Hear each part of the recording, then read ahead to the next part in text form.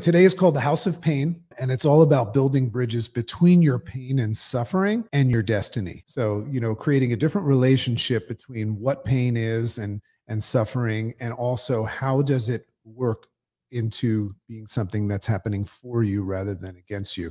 And that requires some shifts and some tools and some strategies. So let's jump into this.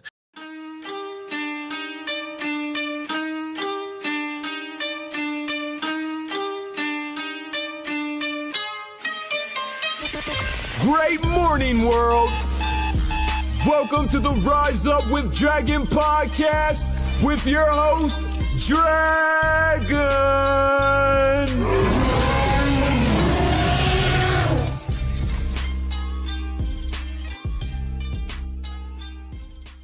Hey, great morning, world. I was thinking how many times I've said that. Said great morning. And all of a sudden coined the phrase. Everybody always greets me and they go, great morning. Actually, my wife and my daughter make fun of me. And they always, when they see me in the morning, they go, great morning, Dragon.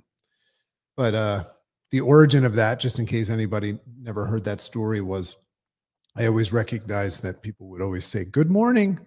And I would always respond by saying, I think so. But then I recognized that we would say good, and that was like status quo, like, hey, everything's normal, everything's okay. So I said, why not great? So we started saying great morning on the Rise Up with Dragon show. And like 9 years later, I still say it. So great morning, world. I love to greet the day with gratitude. So today's episode, today's Rise Up, I'm so fired up about this one. I'm just so fascinated with pain and suffering and Buddhism and Stoicism and stuff. So I've just got some super powerful nuggets for you. So if you're stationary and not driving and you have the ability to, and you're watching this or listening live, because we've got it on Facebook, on YouTube, and we've got the Clubhouse room going, and I see some Clubhouse friends gathering. Definitely want to take a pen out today and write down some things, because I've got some awesome tools that'll help you with your perception and response system to pain and suffering. Create a different relationship.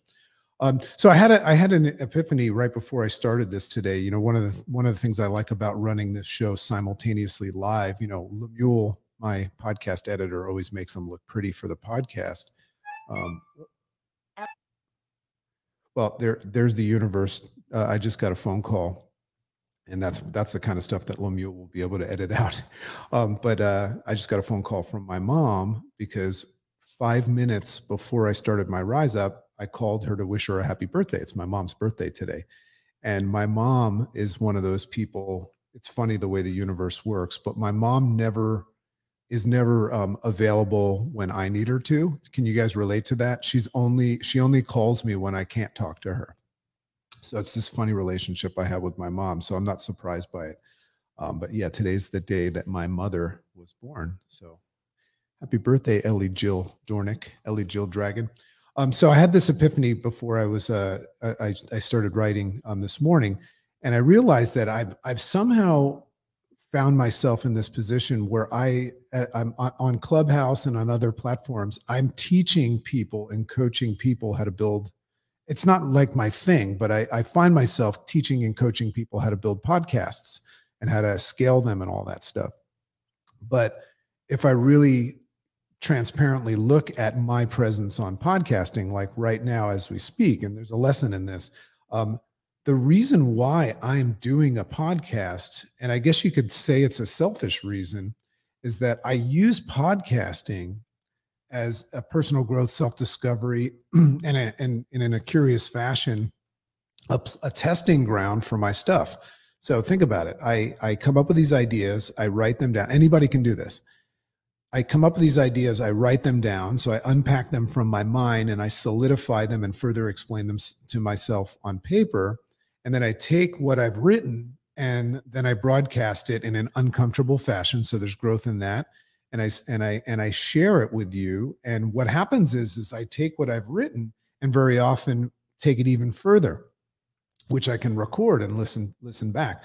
So I realized that what I'm really doing by having a podcast that's now grown into this thing, right now we have 50,000 downloads this month, and the month's not over yet. So it's like this thing, but it really started as me practicing, and doing some personal growth work and, testing my thoughts and unpacking some of these ideas, so that I could speak about them and further own them.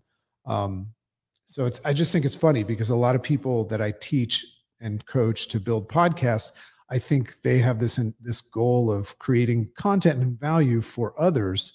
But I did it for myself.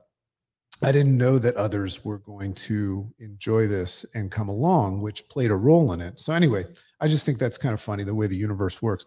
And what I love about the way I'm going through life right now, exploring and experiencing it, is I'm not attached to the outcome. We always talk about why we do things, and it's important to have a strong why. And I agree, if you don't have a why that makes you cry, when times get hard, you won't push forward. But there's also some value in not knowing why and not being here nor there and just going forward and enjoying the ebbs and flows and process and everything, that acceptance, full acceptance. And we'll talk about that. So anyway, today is called The House of Pain. And it's all about building bridges between your pain and suffering and your destiny. So, creating a different relationship between what pain is and suffering, and also how does it work into being something that's happening for you rather than against you. And that requires some shifts and some tools and some strategies. So let's jump into this. So first and foremost, I find pain like super interesting. It can be either measured or not. That's one interesting thing about pain. There's certain degrees of pain that you can measure, right? There's pain scales and all that stuff. But then there's other types of pain that are potentially non-existent and invisible. They're unmeasurable, immeasurable. So, you can be in pain with no physical or scientific proof of it. So that's fascinating, and I think a lot of people can resonate with that. If you have the ability to experience pain, like emotional pain, right? And there's no way of actually measuring it or proving it, right? What that means is that a great part of that pain can be managed with a different response system. This work that I'm doing, I'm so fired up to put this all together in my book, but also in my TED Talk. This interface response system, what it says is that if we can learn how to create a different perception of something and react differently to it, then we can change our whole game. So that's what I've devoted my life to. So pain can actually be an advantage for us if we can connect it with a learning, lesson, right? With learning or a lesson or something that helps move us towards improving our lives. So that's an interesting thing about pain too, is you can actually somehow correlate that pain is a good thing for you if you can resonate with the fact that, or connect that it's a lesson that's important, that moves you forward, or it's something that moves you forward. I mean, like somebody that exercises, or weight lifts or something like that, they say, I like to feel the burn, right? So that's another fascinating thing about pain. So I started to ask myself questions. This is the way when I do journaling, very often I'll speak to myself, but in turn kind of speaking to you. But I just asked, are you in pain or out of pain right now? So that's an interesting self-awareness right now. Are you in or out of pain right now? So all this work that I'm doing with the IRS interface response system, I find huge value in empowering ourselves with both a different relationship, with pain, hence perception. Because remember, your relationship with things is where you create a perception, and a different system, like I said before, of responding to pain and suffering. So first thing to note before I share, because what I'm going to do today is I'm going to share some super just cool Stoic principles specifically from Epictetus's discourses. If you ever want to get into that stuff, which is all about creating a different response system and perception. A lot of this stuff I get from there, and I'm going to dragon it up, because I like to further explain it and translate it. But for the first thing I want to note before I do that and share these strategies is the difference between pain and suffering. I want to delineate that, and I think that's powerful for you. Because if you claim to be suffering right now, I want you to understand that that's actually a decision. So pain, let's look at pain first. Pain is a thing that happens and creates a sensation that is not preferred. Isn't that interesting? When you start to look at pain and you feel it, it's actually something that you feel. Well, sometimes, it could be somatic pain or it could be, something else. But it's something that you feel, and it's a sensation that you could just say, I didn't ask for that, right? It's not preferred. That's why sometimes we can unconsciously go below the line and become a victim of it. It's not something that we wanted. But remember, the more we learn how to distance ourselves from something and evaluate it from a different perspective, the more chance we have of seeing it dissipate. So we're programmed. This is really, really cool to look at pain. We're programmed to flee and avoid and dislike pain, right? So that we can prevent further damage. And in some cases, back in the old days and now, survive, So unconsciously, if you unconsciously touch a hot stove or even feel the heat of a fire, or, feel that pain or even sense it, you'll recoil to prevent a bad burn. So then after that, you'll feel the pain and the blister formation thereafter and see how the body was actually engineered and programmed. Think about healing. When you feel pain after the instance, the happening that created the pain, and then you see the healing process, the swelling and all that stuff. Why is that happening? So we can understand why healing, but why do we feel pain after the initial, stimulus of pain? Our body was engineered to remind us to think about it the next time, and then magically creates this healing process. Think about that. If you stub your toe and then you continue to feel pain, you could call that the inflammation process. But if you look at natural selection and this attempt for us to continue to evolve and survive, I think the reason why we innately feel pain after the initial stimulus of pain is to remind us not to do it again. So there's value there. So what's funny about that is technically we should really respond, to that burn or that initial feeling of pain by saying wow, that's so cool. That's super awesome. Holy shit. Thank God for my response system. Wouldn't that be an interesting shift? Easier said than done, but wouldn't that be an interesting shift to look at pain and have gratitude for it? If you look at the way we've been engineered and wired for survival and how valuable pain is, then you'd be able to do that. So remember what we're doing now, and this part of the interface response system is just creating a different relationship, which is sometimes comical.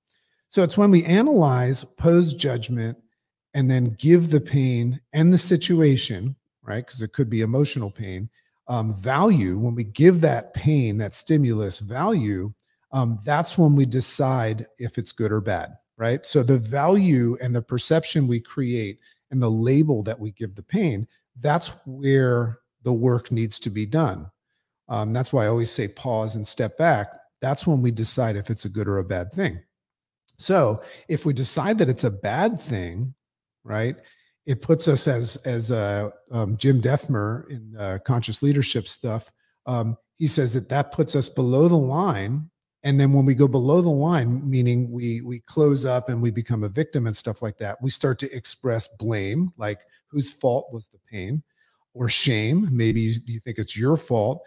And then judgment, we'll judge it as a victim, or maybe we'll turn into a villain in our blaming. But that's something that happens unconsciously, this idea of going below the line and becoming a victim or a villain of the pain. And what's happening there is that's when you start to label the pain as a bad thing. And now you know why, because it's not preferred, right? In that instance, you think it's happening to you. So that's the struggle. That's the struggle that we have with pain, but we're going to fix that.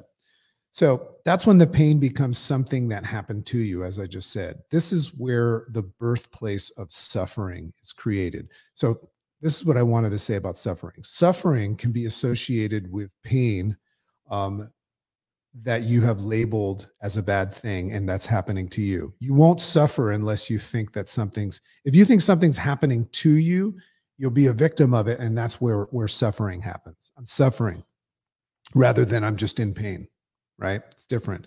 Now, the challenge with suffering is it can be associated with pain that's chronic, meaning pain that you have and you experience and you feel that doesn't subside. But I actually contend, and if somebody's in chronic pain, they're going to want to rip my head off. But remember, Dragon's totally fine with recognizing that he might be completely wrong and full of shit. But I contend that chronic pain and its connection to suffering has a lot to do with our relationship and understanding of pain, right? Is it happening to us or for us? So Marcus Aurelius, one of the greatest, right? One of the most powerful men ever, famous for writing the book Meditations. Marcus Aurelius said that he said the natural sympathy. This is cool. This is a good way to understand why we experience pain. The natural sympathy that our minds have with our bodies makes sense of pain. So think about that. Our minds are sympathetic to our bodies.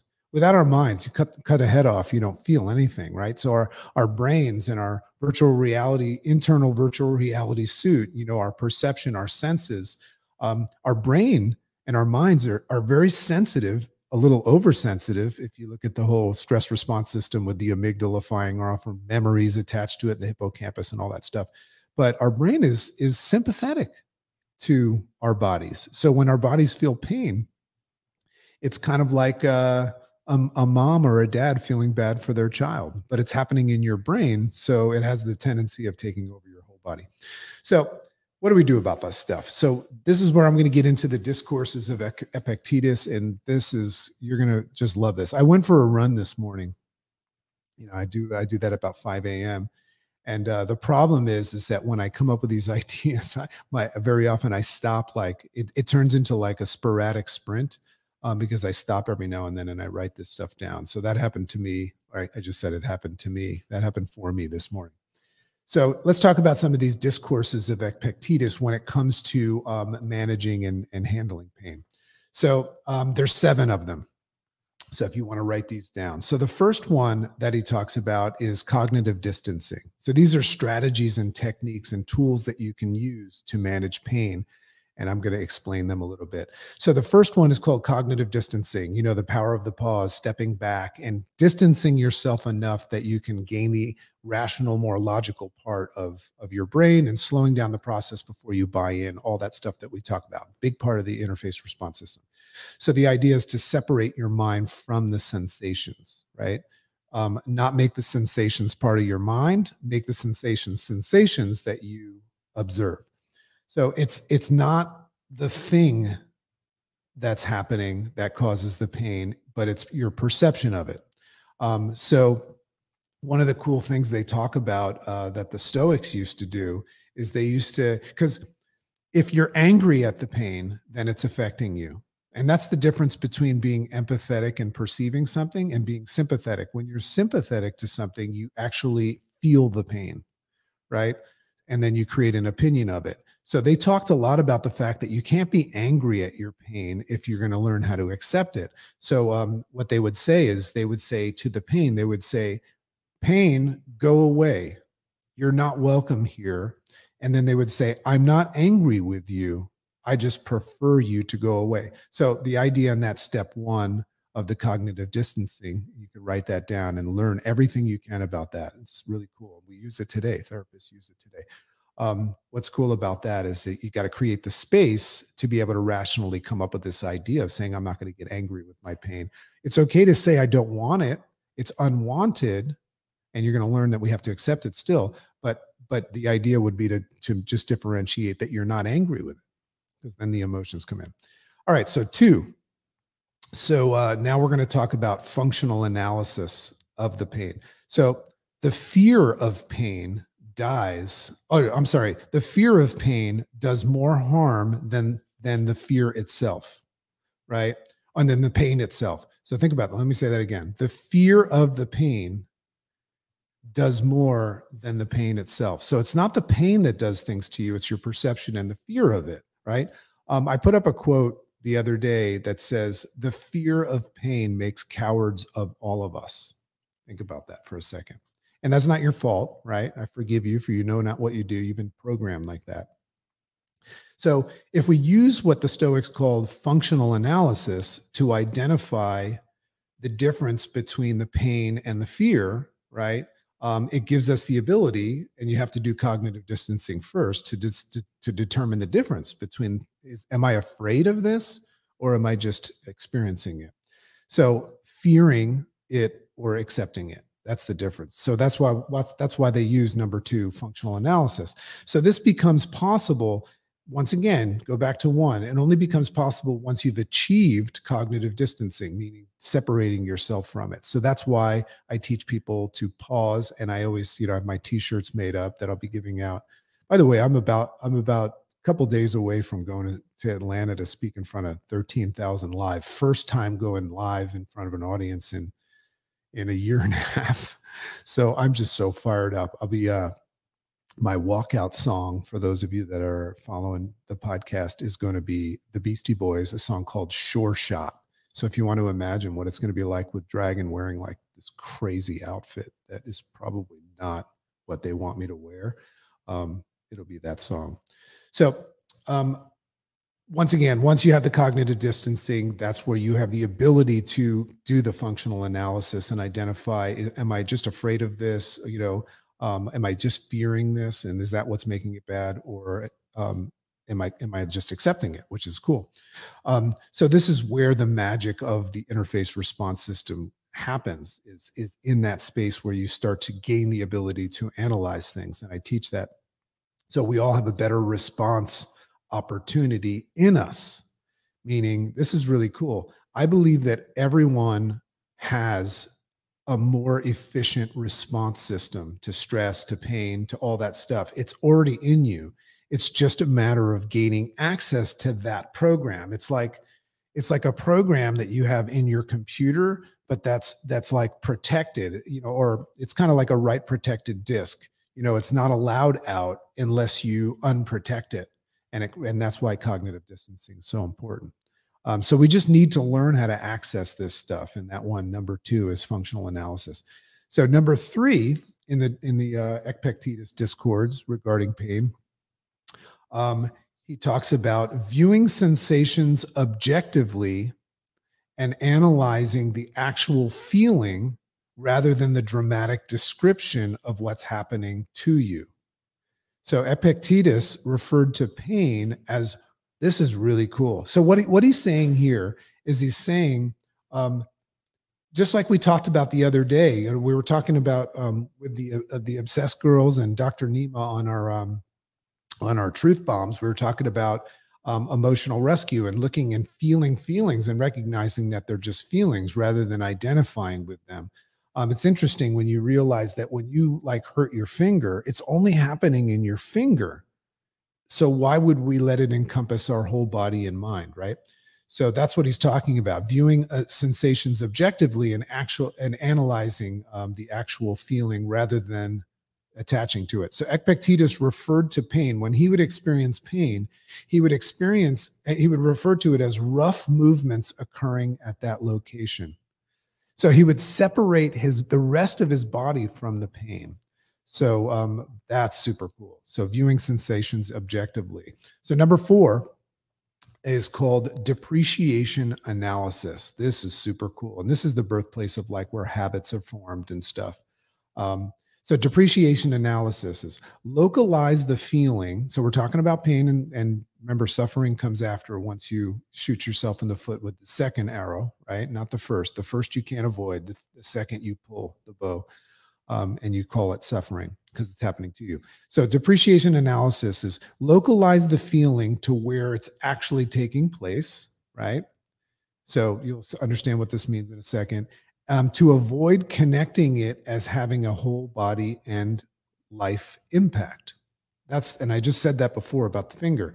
So what is there in that? So when you look at the finger, you can feel the pain. You can't avoid the pain.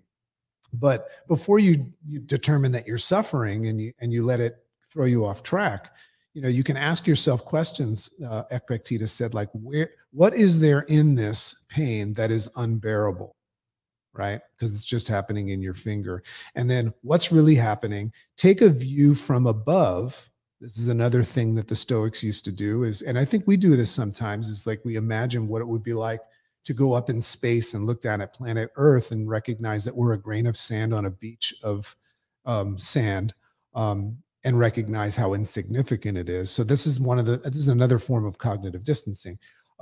So by asking those questions and breaking this down into smaller parts and things, what happens is after a while, it begins to depreciate. So we know what depreciation means. Like when you have something of value, like you buy a car or a house and it depreciates in value, you can do that with your pain as well. Now, another thing is you all know that pain, doesn't last forever, but you can't, it's hard to tell, or it's hard to make a distinction of that when you're actually experiencing it. So number 4, depreciation analysis. Number 5, contemplate the impermanence of it. So I just led into that. Contemplate the impermanence. So this is a shout out to my Persian friend, Dr. Nima, because I don't know if you knew this, but this is a Persian saying that you guys all say. And I think it's biblical as well. It's a Persian saying that they used to say, this too shall pass. That for some reason, was identified as a Persian saying, and it was actually famously quoted by Abraham Lincoln. So a lot of people think that Abraham Lincoln said, this too shall pass, but that's what it means, is to contemplate, when you're in that space, contemplate the impermanence of pain, right? Remind yourself that pain is something that's over there, right? It's over there in that spot. And let the affective part of the body complain. How fun is that? Like the next time you stub your toe, let your foot complain about it rather than you. I love that. I love to distance myself from the pain as if it's not happening to me. It's just happening over there. And what happens is that reminds me, like the mind can reserve its calm by allowing the pain to happen where it is supposed to happen, where it resides, and go back to recognizing that it's impermanent. We're all kind of starting to realize this mortality mentality, that life is impermanent. And that sometimes triggers us to spend more time living. I was talking to Chicken this morning. I find it so fascinating. And I don't get me wrong, but like when somebody dies or somebody suffers, and then on social media, people talk about how terrible it is and all that stuff. It reminds me that one of the things that I notice about humans that's so fascinating is we're so adverse and against pain and suffering and dying. You'd think that would prompt us to go and live full out, but I don't see that. I see people just spending time running and being upset with that idea. So anyway, I was talking to Chicken about that this morning. So number 5, contemplate the impermanence of it. This too shall pass. So number 6, they just called this Stoic Acceptance. The idea is to fully accept pain, right? It's an uncontrollable. When I'm looking at my finger and I'm dissociating that it's happening to my body and it's just happening on my finger, I'm accepting it. Right? I'm not ignoring it and pretending to like meditate through it and saying this is not happening. I'm fully accepting it. So here's what this is about. So you can either fight something or accept it and go through it in life, right? They give this example of when somebody's jogging and they have a dog next to them. At first, the dog will resist it, but eventually the dog will just say, hey, if I keep resisting, I'm going to be like choked on this leash. So I'm just going to learn how to go with it and run with my owner. So that's another way of looking at what I'm talking about here. Walk with it. So the idea is that the whole value of if you think about it. So what this is about is learning how to accept pain. So I've talked before about voluntary hardship. That's another Stoic principle, is to practice, voluntary discomfort, taking an ice bath, going outside in the cold, fasting, learning to go without. If you think about it, that is training for the day that you need to accept the problem. right? So voluntary hardship, voluntary discomfort is something that the Stoics used to do to actually train themselves to better manage and accept pain, right? Not as a hardship, but just as pain. So I love that. So that they call that radical acceptance. So my father, I give you a great example. My father is a Stoic, and just to give you an example, my dad has Parkinson's, which is a terrible disease. He's also got cancer. He's been dealing with that for 15 years, constantly needing surgery and treatment and all that stuff. But worst of all, he's got this terrible back pain. He can't stand for more than like 5 minutes without needing to sit. He's in a lot of pain. But if you ask my dad, you say, "Hey, Robert, how's it going?" My dad says, he goes, "Awesome." And he says, I'm embracing and accepting all the challenge that I have. He's not ignoring them. But he's like, I'm moving forward. He's like, I'm experiencing, I'm exploring, I'm living life. So he's accepted his reality, but he didn't become a victim of it. It's just the new part. And that's a big part of the interface response system too, is when stuff happens to you, that's the ill perception of it. And you recognize that it's your new normal, like if somebody lost a limb or something like that, the idea would be if you could radically accept it, it just becomes part of your new normal and you continue just like you did before to live your best life with what you have.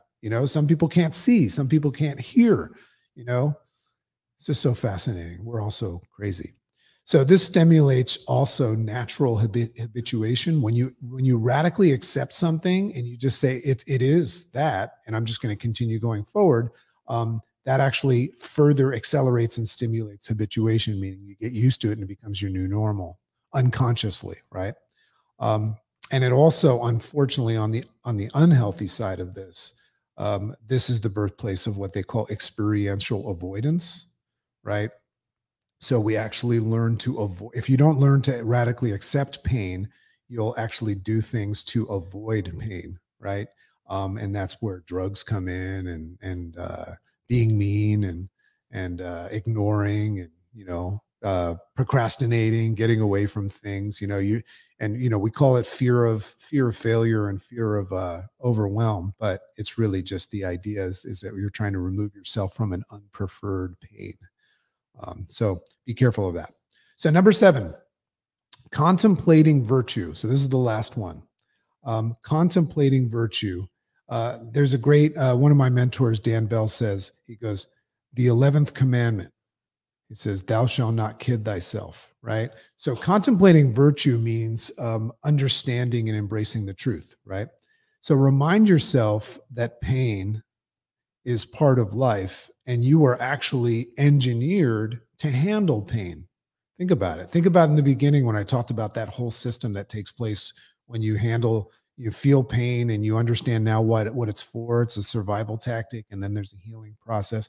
So it's important to just be truthful with yourself and not lie, because the lie would be that you have a way of avoiding pain, right? I mean, in some cases you could show me how you could do that, but sooner or later you're going to experience pain.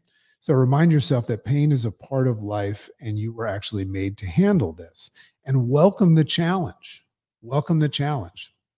Isn't it funny how there's certain things that we know we can't avoid, but we still try to avoid them? And remember, I speak about this all the time. When you're experiencing frustration, anger, anxiety, all those things, typically you can 99.9% of the time connect that's you trying to control uncontrollable things. Why would we try to control uncontrollable things?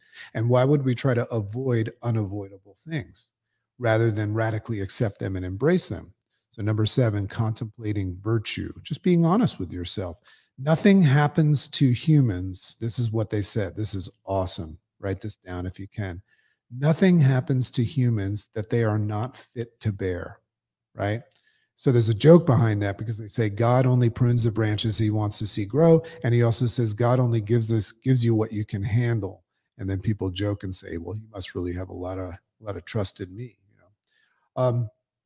So the idea is saying, I got this, And Nietzsche said, this is a cool thing that Nietzsche said. Now, I totally butchered this, but here's the point. Nietzsche said something. He says, he who has a why, this is another thing, this is back to that why we need to have a why. he who has a strong why to bear the hardship, meaning a reason to bear the hardship, like the exerciser, right? Will basically do fine in life. So that's the value of the why in its relationship to pain. If you have a reason to go through pain, and here's another example, the obstacles away. If you decide that you want to be physically, mentally, or financially successful, whatever that means to you, and you make a quality decision, meaning you know that it's going to be hard, you know that you're going to fail, which is a form of pain. You know that that's an ingredient of this recipe that you're making.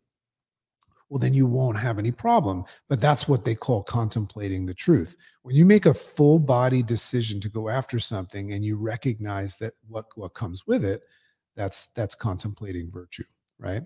So he who has a strong why to bear the hardship will do fine. I like to also ask if someone else, got through this better or faster,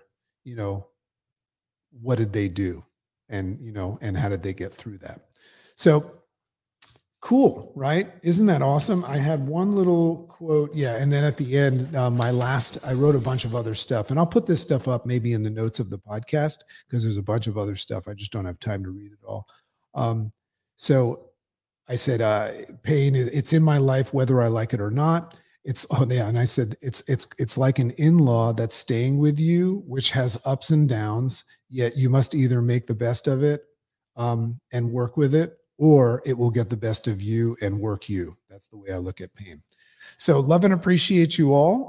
I'm going to end this with our little walk out. I'm actually making another one with my kids right now because I got my iPad fixed, and I'm gonna make some more groovy tunes. But remember, you can follow me on Instagram at Rise Up with Dragon. You can please go check out our podcast and share it, Rise Up with Dragon, on all the platforms in different countries and things like that. I'm so grateful for all the feedback. And if I'm being honest, the growth of my podcast, although, so many people have met me and I'm coaching people now with physical, mental, financial well-being. That's what I do. But if I'm being honest, the best part about it, all the feedback that I get, is when you guys tell me that what I do helps you and what I do makes sense and it helps you figure things out. It makes me feel good about myself. So that's the truth. So love and appreciate you all. See you on the other side. Hopefully we'll have some video footage of my crazy talk that I'm going to do in front of this sea of people. I'm scared, but I'm going to do it anyway. Love and appreciate you. Have a wonderful day.